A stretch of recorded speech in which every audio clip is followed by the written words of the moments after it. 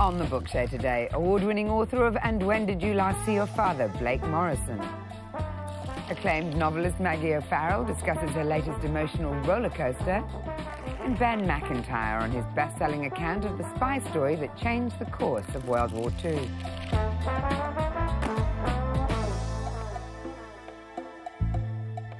Hello and welcome to The Book Show, our weekly infiltration of the world of literature. I'm Mariella Frostrup, and alongside today's celebrated lineup, we'll be spying on Winston Churchill's writing refuge in the company of best-selling novelist Michael Dobbs, interrogating heralded American author Jonathan Safran Foer about his bedside reading habits, and joining Irish novelist Joseph O'Connor for a whistle-stop tour of literary Dublin and a classic suggestion for this week's book club. What's more, my three guests will be disclosing the identity of the books that they consider the most exceptional of the last 10 years.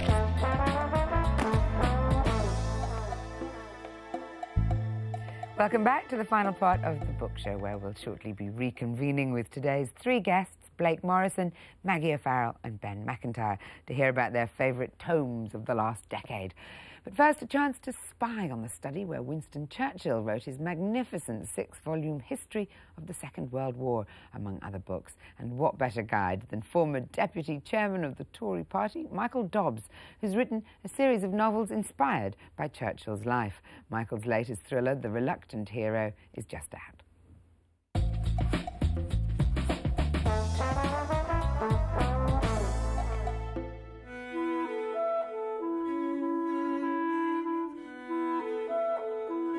This is Chartwell, for 40 years the family home of Winston Churchill.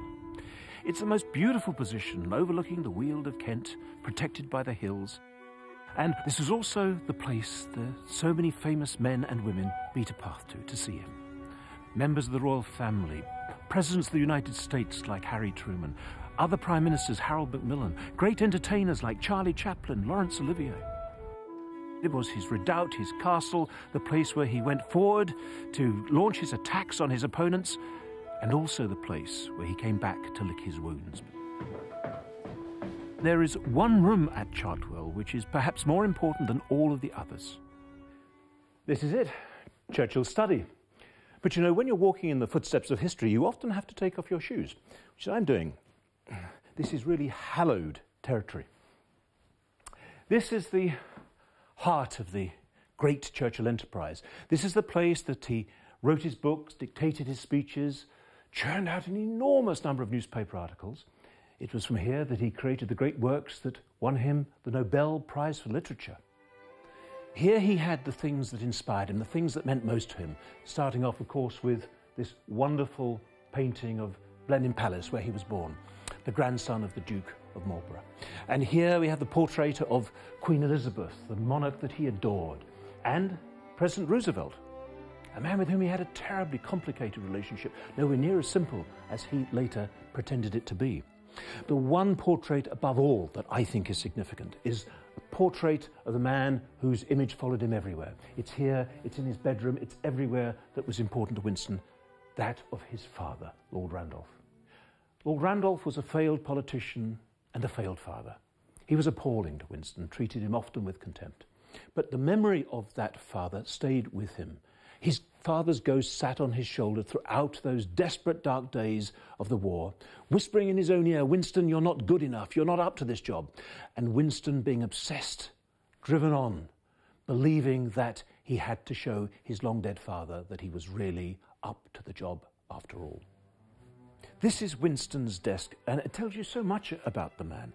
Not only was the desk itself inherited from his father, but all the way around the edges you get those telltale burns from his cigars, which are always present with him. You've got his glasses, you've got his pens. Much more important, I think, are the photographs on here, the people that meant most to him in his life. Not only his historical heroes, but his family, all of his children, his beloved Clementine.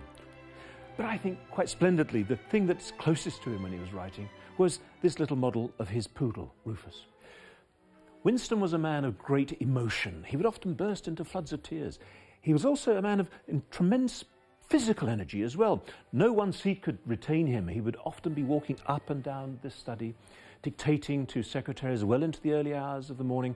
who'd type all of his words down on a silent typewriter, and then on this stand-up desk, a present from his children, he would lay out the proofs and the drafts of everything that he had to go through. Winston was a man of many foibles, occasional meanness, but at the end of the day, a man who, over an extraordinary lifetime, achieved so many things. In this room, with his words, Winston Churchill not only made many fortunes and won a Nobel Prize, but he also changed the course of our history. What would we learn from your studies, I wonder? Maggie? I certainly don't have a China poodle on my desk. Maybe we'll get one for you. I think I might get one. But do you think that whole thing about surrounding yourself with the things you love, or is that distracting? I find it distracting. I have almost nothing in my study. I can't have anything at all interesting because it just puts me off. Yeah, I do have a lot of mess, but that's also distracting. I tend to shove it under the desk so I can't see it. How about you, Ben? Yes, I think the lesson from my study would be that you can conceivably make order from total chaos. I mean, it's not under the desk, it's sprawling all over the room in my case. But yes, no, it's nothing like as tidy as that. Yeah, but I think that's preserved as a sort of museum piece. I wonder if it was like, I mean, can you imagine when Winston Churchill was writing there? For a start, you wouldn't have been able to see what was there because of the fog of cigar smoke. Moving on, Blake, what have you chosen as your book of the decade?